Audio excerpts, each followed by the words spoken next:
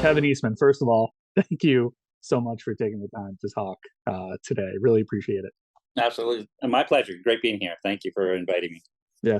And more importantly, thank you for co creating the Ninja Turtles a few decades ago, man. I'm sure you hear it every single convention you go to. You've heard it thousands of times by now.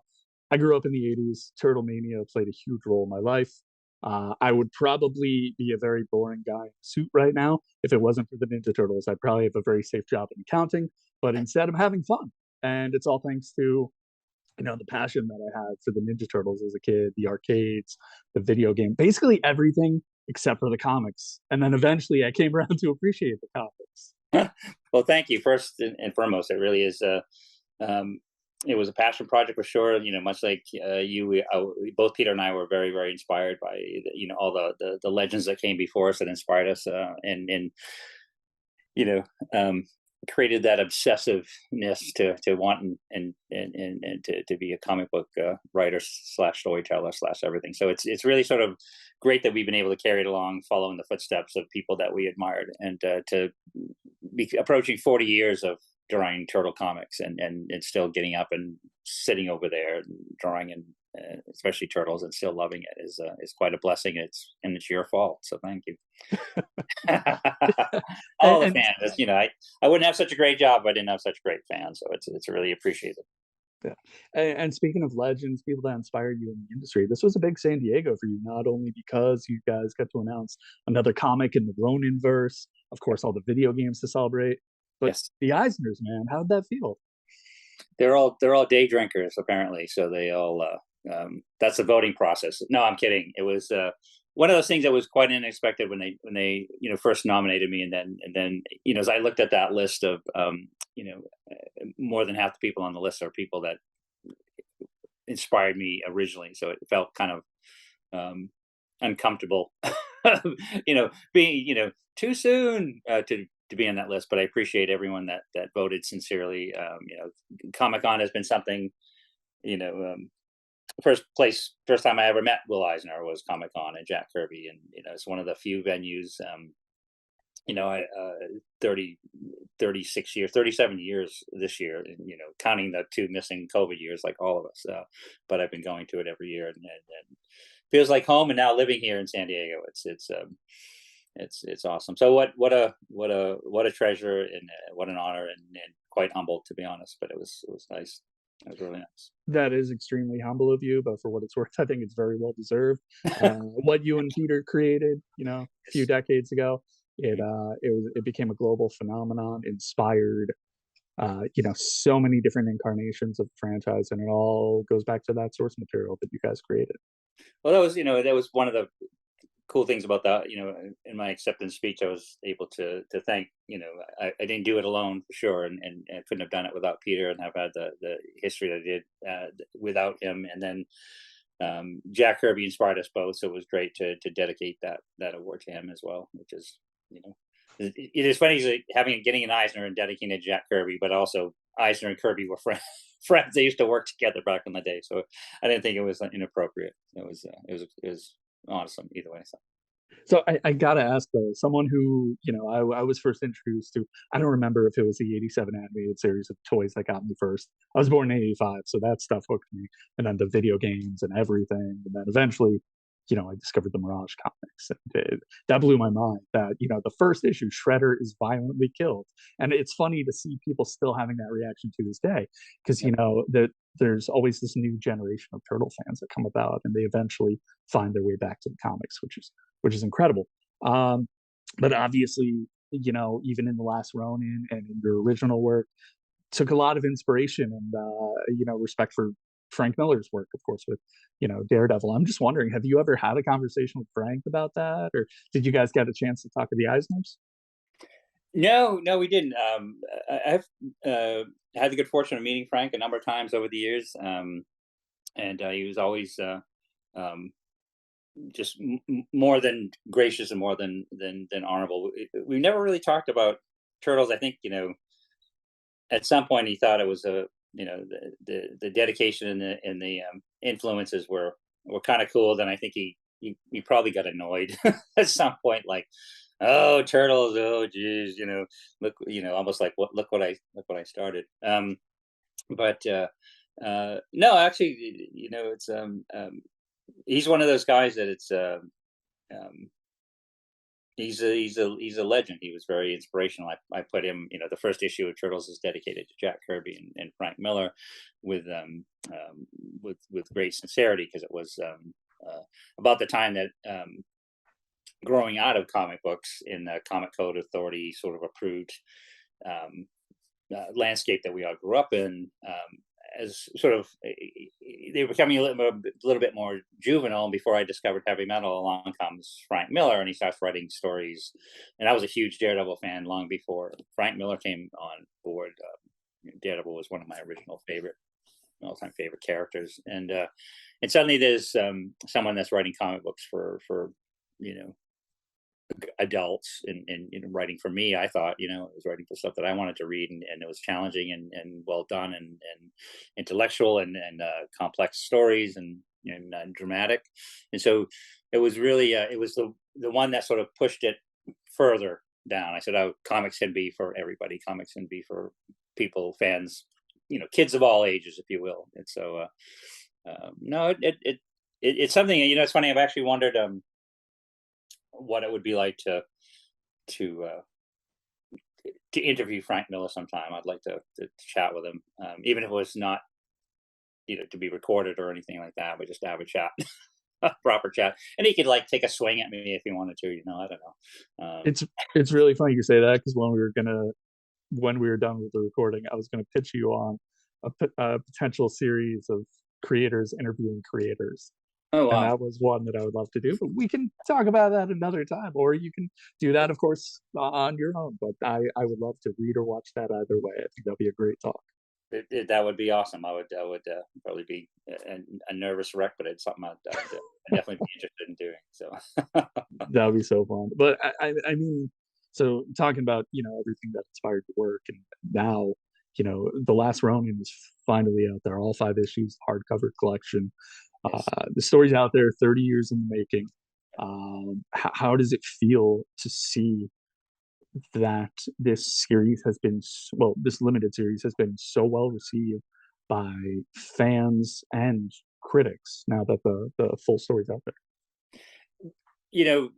I probably overused the word humbling too much, but it was one of those things that when Pete and I originally came up with the concept of the story back in 1987, it was at a time when we had wrapped up a number of very large story arcs early in the Turtles, comics, and we were like, where do we go from here? And we decided to look 30 years down the road, which 87, it was 2017, which is very odd, and a number of reasons, reflective of, the here and now. But we said, let's look 30 years down the road, and come up with that final story. What's the final story? And that will give us a lighthouse to navigate towards. And then, that's literally the year the toy started. The cartoon started. Everything really took off, and suddenly we weren't drawing comic books 90 hours a week, and doing business 10% of the time. It was the complete opposite. So that story got pushed to the side, and never was accomplished. So when Tom, the incredible and incredibly gifted Tom Waltz, and the whole team at IDW, and we were looking down the road towards issue 100, and this was 2018.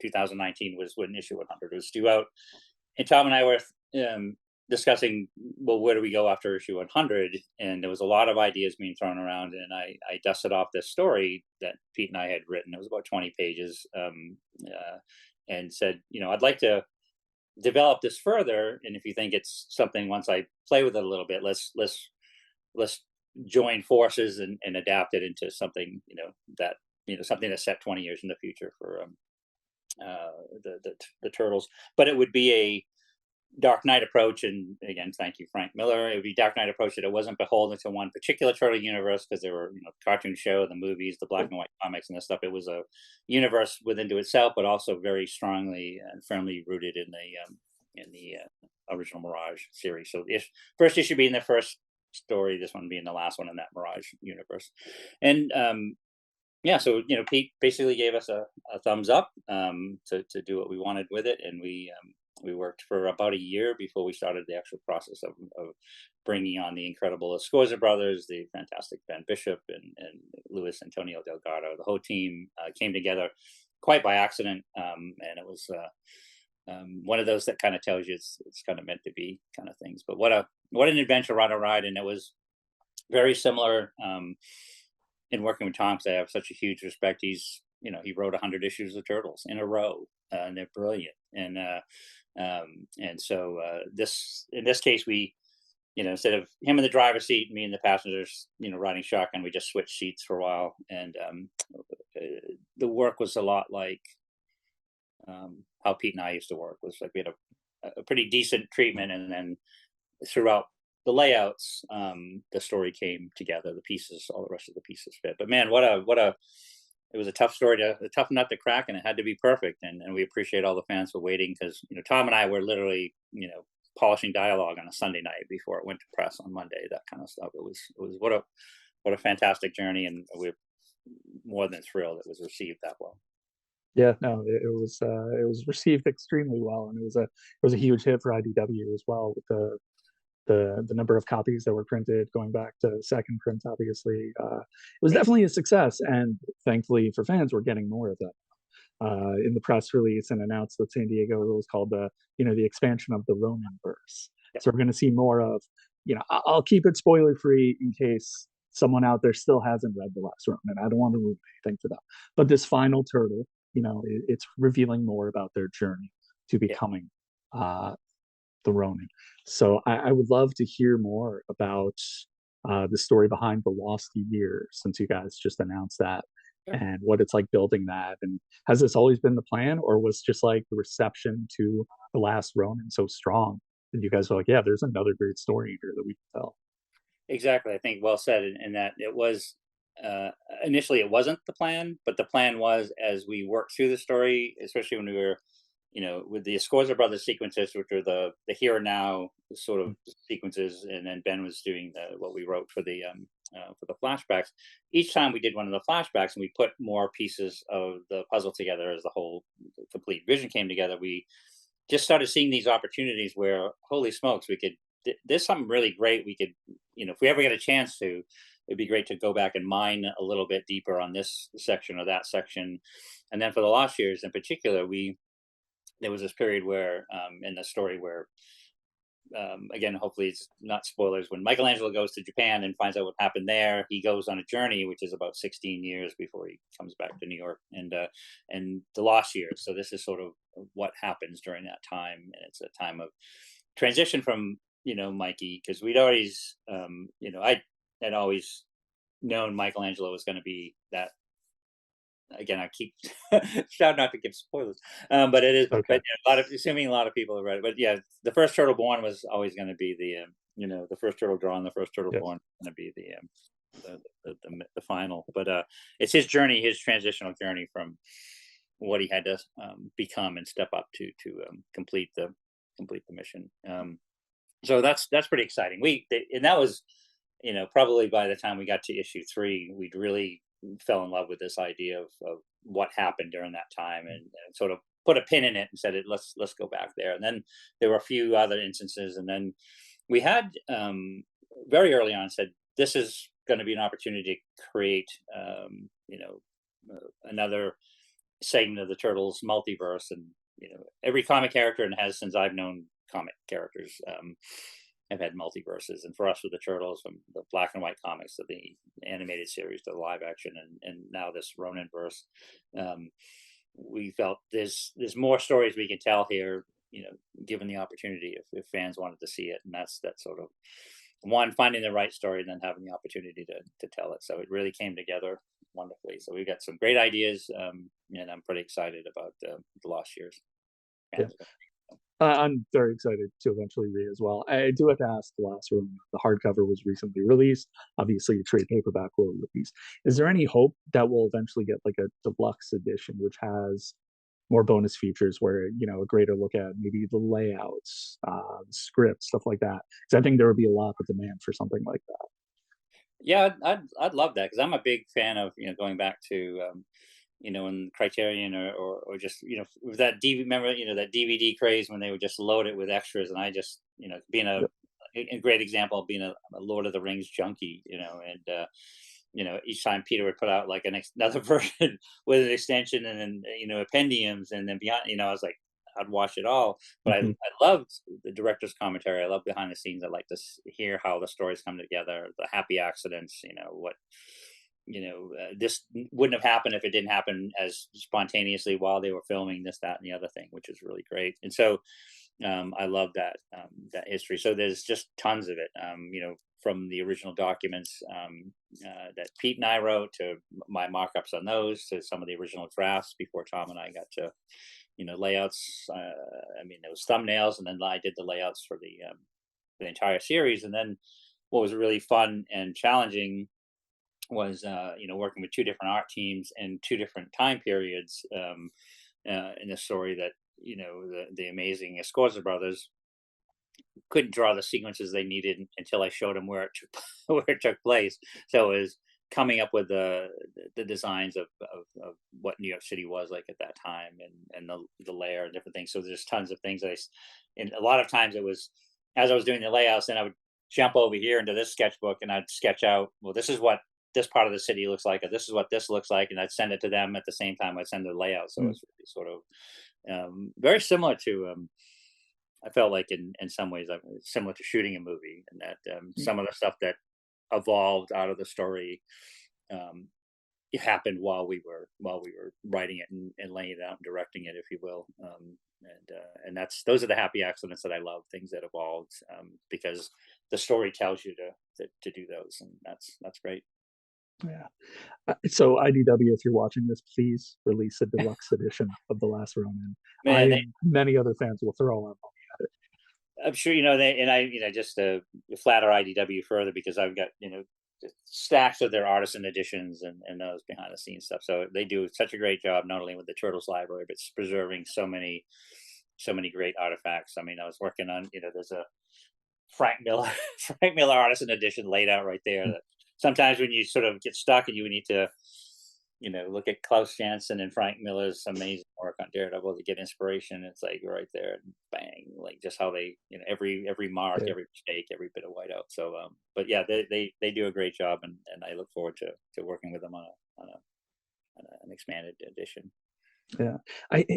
The Turtles throughout the years have crossed over with a lot of properties. We got a few volumes of crossing over with Batman. They of course teamed up with the Ghostbusters, the Power Rangers, but I'm sure there are a lot of legal reasons behind it. But I'm always shocked that they never have teamed up with Daredevil. It seems like the most obvious one. So maybe one day Marvel and Disney will be open to it, and maybe one day we'll get to see some cool art from you on the covers. But one thing I do appreciate at my local comic shop, Final Boss Comics and Games, he has a Funko display, and I noticed he's got all the turtles together, and then he put Daredevil in the middle. I was like, I see what you're doing. I appreciate that. So Yeah, that was really cool. no, it is. It's one of those, like I touched on earlier that Daredevil was, I've got, yeah, I've got all my original, Bill Everett and Wally Wood, and big fan of Gene Colan's Daredevil stories, Bob Brown, and Roger. It was just that was my, I liked Daredevil, Captain America, Batman, those kind of more grounded, I guess, superhero kind of things.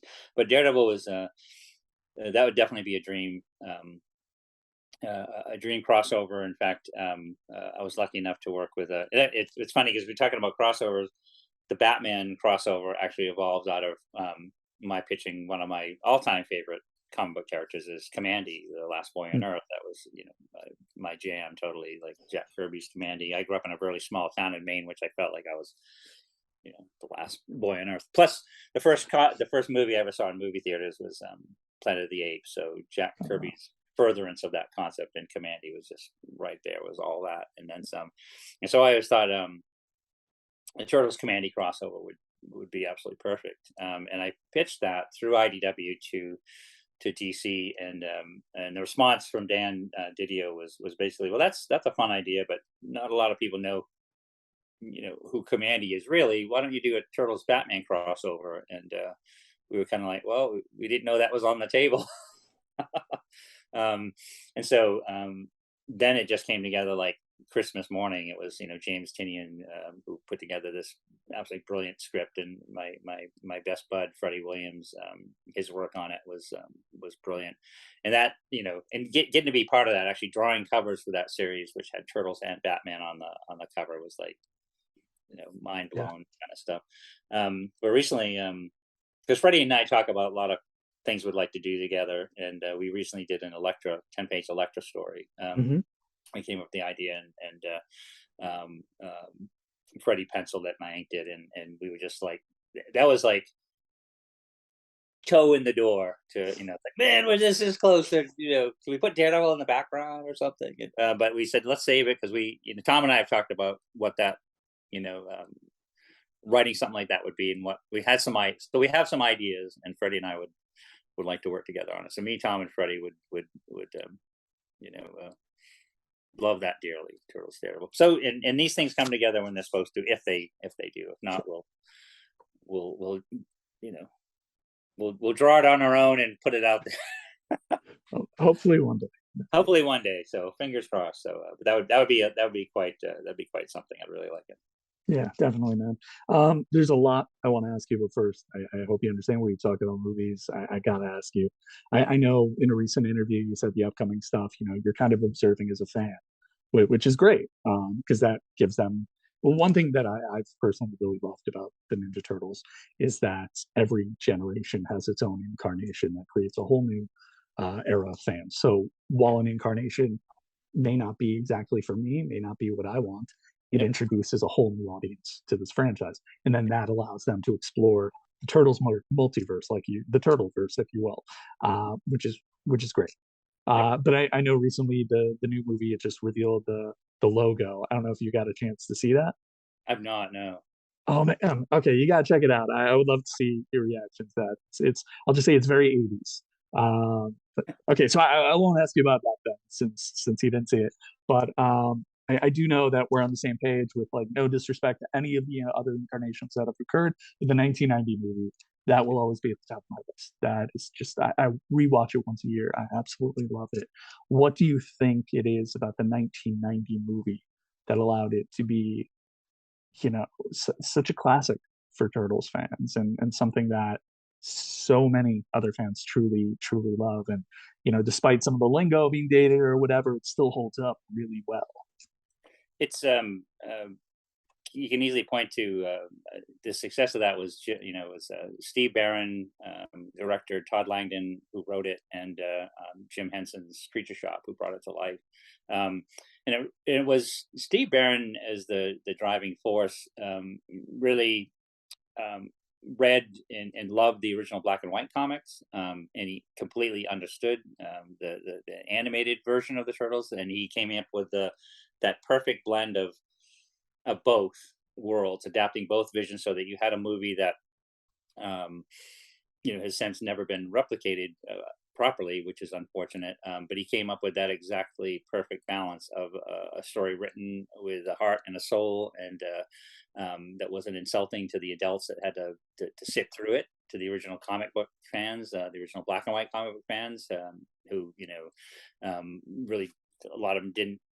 They were older fans, so they didn't really embrace the kids version of the Turtles. But so when you watch that movie, you could see your turtles, if you will, your Hmm. original turtles, and the kids could see the antics and um, um, the humor and all that stuff from the cartoon series. So it was a perfect storm, and it was we were lucky that we had Steve, and then and then Todd Langdon, who wrote on the Wonder Years and stuff. He was the one that, because Steve picked out Turtles movie one, Leonardo one shot issues 10 and 11 out of the original black and white series, and you can see the basic structure of the story there.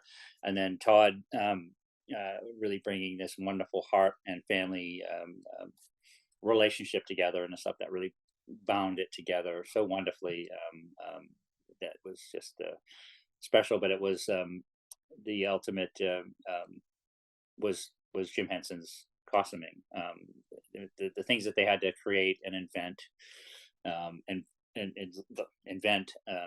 to make those things work, to bring them alive. Because if you didn't buy into them, you didn't believe them, Yeah. um, then it just would have never worked at all. So it was really and that was Steve's doing. He had a relationship with Jim Henson, doing stuff for his Storyteller episodes, and then he was friends with Brian Henson, who was second unit director on the first movie, and so it was yeah, one of those perfect storms. And so that will always be the favorite for all the right reasons. And even a lot of fans I talk to these days, and I said, "What's your favorite turtle movie and why?" And a lot of them love the first one the most. A lot of them like the second one, the Secret of the Ooze, which um, uh, I I liked it, but I had a number of I go back to um, what Pete and I had issue with back in the day, which was you didn't need to make it more like the cartoon because it was such a great balance of having both, but they really felt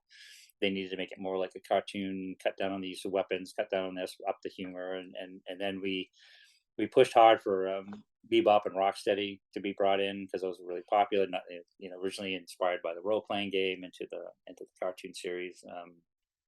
And but then we said, well, the Turtles universe is expanding, but it was just it was done too fast. Movie one, they wanted to beat it to the box, get to the box office within a year, basically, and I think given another year, it could have been even cooler. But no, that whole series was a lot of fun. But yeah, the first one will always be the one. And I'd like to mention too, Kevin Monroe's 2007 animated one was really great. I thought he did a good job I on agree. that series. And yeah, my favorite, I think, of recent, and one of the things that really brought back the Turtles to a younger audience, and currently is Ciro Neely and the guys that did the 2012 Nickelodeon I love animated. that series. How do we not still have a complete series Blu-ray of that show, You know, it's one of those things that, because I had known Ciro before he got that series. We had a mutual friend, a guy named Bob Burden, who created the Flaming Carrot, and he introduced me to Ciro initially, and I was a big fan of his work. Was excited when he got the series, and he used to he lovingly, and he's such an absolute sweetheart. He would call me Obi-Wan. He'd say, "Obi-Wan, come to the studio, see what we're doing." And so we'd go, and I'd see the stuff that he was doing, and he really did the same thing. And the approach I thought of Steve Barron in that he had the original Mirage covers on the wall. He had a lot man? of the Mirage stories, and so he was able to create a new universe, picking from multiple turtle universes and bits that he liked. So there was episodes that I thought were really super twisted, which I loved. But it was stuff that he was putting stuff in there for that original audience and those older audiences, and writing stuff that was, there was the Michelangelo doing all the Greg Sipes Michelangeloisms, but there was stuff that was in there for the older fans, and it was kind of, I felt that when it wrapped in just after 5 seasons, I kind of wish it had continued longer, because I think there was a lot more material to mine. But I think in the minds of you know the corporate structure of that, they figured that anybody that started watching it when they were 5 were now 10 years old, and they'd moved on to something else. It was time to reinvent it again. But yeah, that series was awesome. I'm really happy that you mentioned it. I absolutely love that show. I went in skeptical. I thought it wasn't really going to be geared for someone like me. Kind of an older fan. I thought it was trying to capture a new audience, which is great because that's exactly how I became a fan. I was a kid and the '87 show hooked me. And I'm Yeah, sure back then comic fans were like, this show's for kids. I don't want it. But it yeah, created me. I'm a lifelong Ninja Turtles fan. And the 2012 show, man, I it struck such a good balance. And also like there was a surprising amount of love and respect for like '80s horror icons in there, which was a huge surprise. So I'm glad you also loved that show. loved it a lot. Yeah, it was really fantastic. Yeah. So I know you got to go in a minute. So real quick, just how does it feel 3 decades later to see Turtle Mania's never really died down, man? Like at San Diego, you're promoting the Cowabunga collection. Shredder's Revenge recently came out. I absolutely adored that game.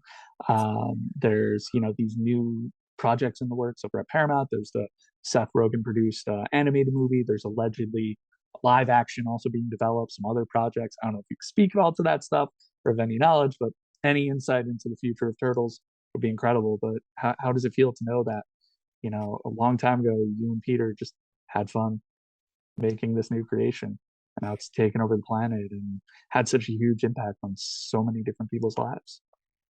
It's, you know, it's one of those, it's a journey you could never have imagined. It's like having a childhood dream and then having it come true. And that was, our childhood dream was, really, I'd speak for both Pete and I. In 1985, when we started drawing comics full time, we felt nothing, for as long as it would last. If it was, another 2 issues or 3 issues or 4 issues, we were following in the footsteps of, our hero, like Jack Kirby, and so many others that paved the way.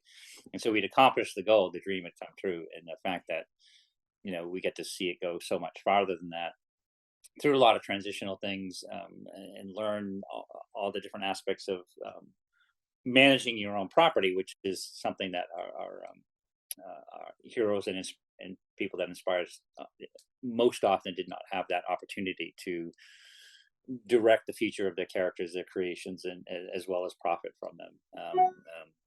And so, what an incredible journey that has gone along as it has, and every year that it would continue. And there was, obviously peaks and valleys and all that stuff, but it was another, a year that it would continue was another sort of like head scratcher and a bit that's like, wow, this is amazing. And then, fast forward to, like the 2012 series, after kind of a resting period of, they never went fully away, but they were sort of resting over there, so to speak. And then when the 2012 series came back, was right around the same exact time that IDW invited me back into the comic series, that they had just got the license for, and there were other entertainment. Playmates was back doing toys, and it was just a relaunch, and it was one of those, Hail Mary, the buzzers, it's sort of, it's either going to work or it's not. And the fans came out, the original fans came out in a big way, and suddenly there's a whole new, generation of fans that are discovering it. And that was, those moments that, Courtney and I we've done a lot of shows. We were doing about 15, 16 shows a year before COVID, and then, we'll get back up to that eventually, maybe. But it was seeing, suddenly it wasn't just, someone that had discovered the cartoon show and they were 5 or 6 years old, and reliving and loving that memory and all that it meant to that person at that age. But now it was families coming all dressed as turtles. That the mom, dad, and the kids were all, I dressed may up. do that with my toddler. Yeah. So it does. It takes it's a process, because it is, and I've had, it's even some of the, it's a process of, accepting it, because it's sort of like, it's kind of, be careful what you wish for, in a sense, because it comes true. And then if it comes true, then you kind of like, you reach out to touch it. Is this really real? Is this, and it is, and much like, like working on the comics and, at IDW, a lot of the artists and writers that we work with, grew up as fans. And I'd meet some of these young people, and they say, "Oh, I grew up reading your comic books, and now you're the reason I was drawing. Not you're the reason I'm drawing comics now." And it's one of those, you're so grateful, because that was the same thing I said to Jack Kirby. But then at the same time, you can't switch that role. I can't put myself into that mentor category. Like, I've already placed Kirby and Corbin and these guys on this pedestal, Frank Miller. But it's sort of, once you process it and you say, what an incredibly kind thing to say, and whatever got you to draw or write or want to pursue this as a career, if I was the one that inspired that, then thank you very much, because I know how much that meant to me, and how much, how lucky I was to say that to Kirby. And Kirby was great. He's like, just keep drawing, kid, if you want to having fun, and like, okay, Mr. Kirby. But no, what an incredible journey. And you know uh, um, much like, getting an award like the Eisner, or still being able to do this, I hope I get to continue earning it, because I'm having a really, really good time. Loving what I'm doing, loving drawing comics.